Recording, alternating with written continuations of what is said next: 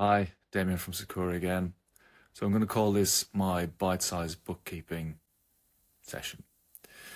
So one thing that I see quite often, and I've seen for many years across many clients, is a really good example of poor bookkeeping. And it's not just poor bookkeeping over a couple of months, it's typically an example of poor bookkeeping over a longer period of time.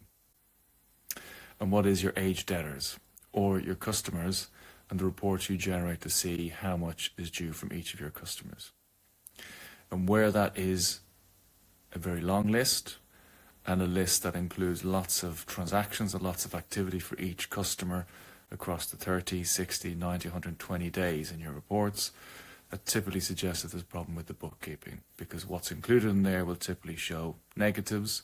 It'll show things in the over 90, 120 day that go back a long time that you're not really clear what they are.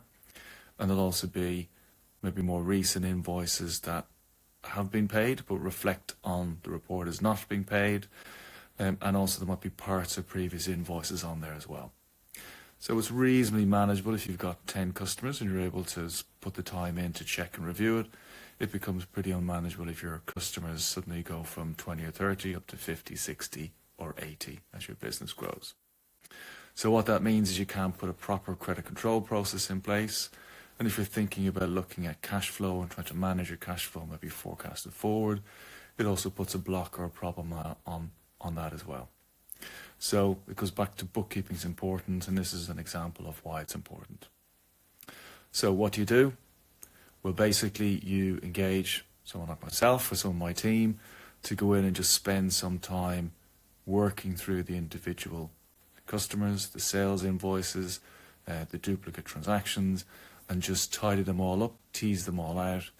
And as with most of these things, it's much harder and takes far more time to do this at a point in time than it is just to get it right from day one.